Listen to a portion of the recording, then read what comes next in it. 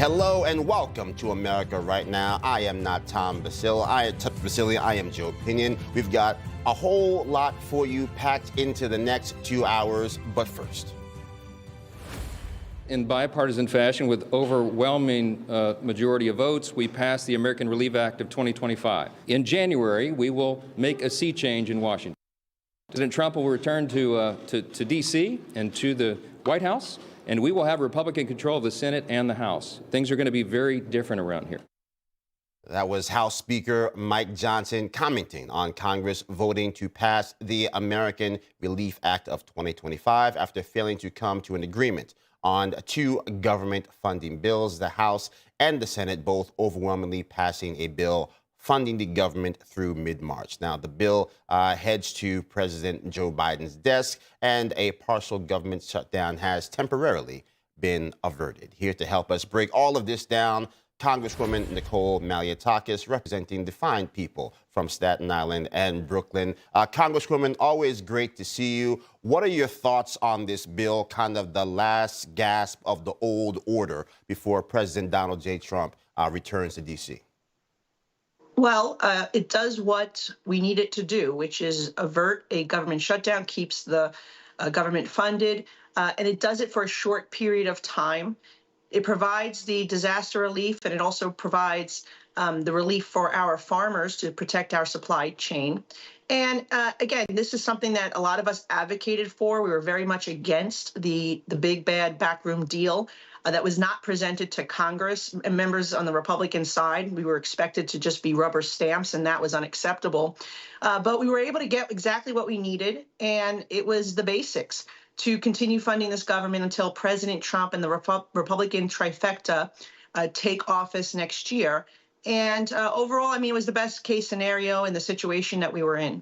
You know, to this point, right, I feel like we always get into these fights over the debt limit. I think people often get confused about what the debt limit truly is, right? It is simply us agreeing to pay bills and debts that we have already incurred. It's like the Amex statement that comes after you've blown through all of the money. There are some that advocate for the elimination of the debt limit altogether. What are your thoughts there as we move into this 119th Congress? Do you believe there might be a pathway for us to start doing the accounting of the people's money a little bit differently?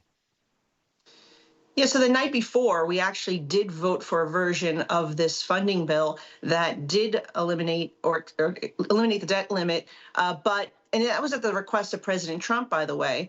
And it was an understanding that President Biden had spent a lot of money, incurred a lot of debt, and it was going to fall on the shoulders of President Trump to address it. And he would have to lose some leverage to people like Chuck Schumer, who still needs to provide 8 votes in the Senate to increase the debt limit at another time.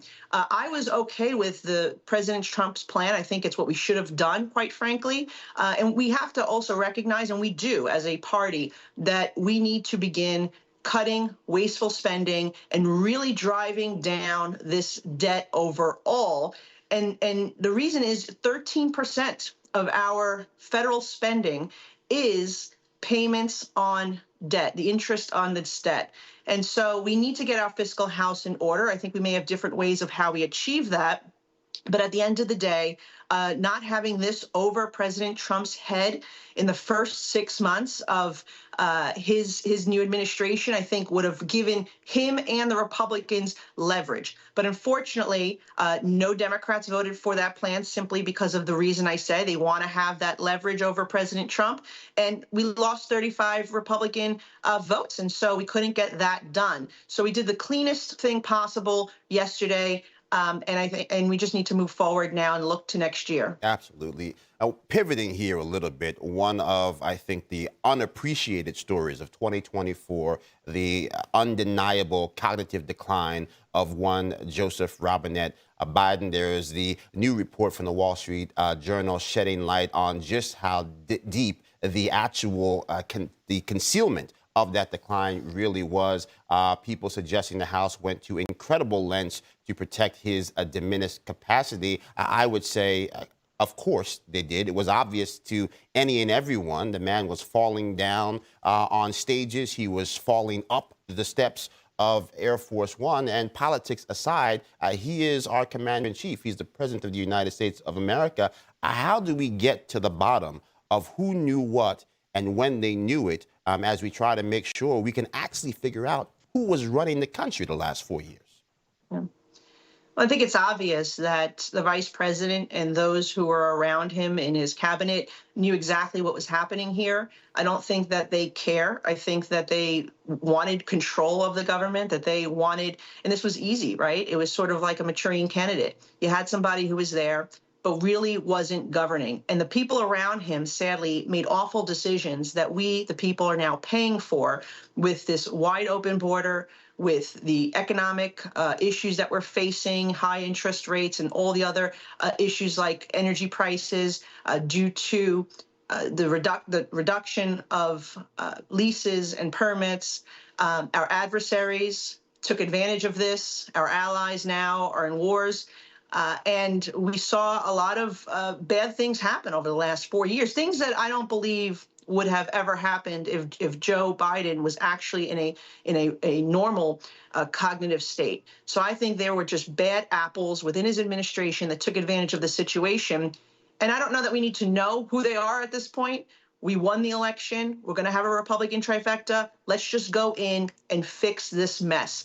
We are so fortunate with what we've been given by the American people to have the ability to change the tide in this country and to undo the disastrous policies of this administration with President Trump. And we should absolutely take advantage and get to work immediately and try to be united in this effort, not like what we saw happen this week. Well, look, if you're going from a guy who was confusing Xi Jinping with Vladimir Putin on a regular basis in an interview with Time magazine, then perhaps, yes, Morning in America with President Trump does, in fact, begin anew on the 20th of January. Congresswoman, always good to see you, my friend. We'll talk soon.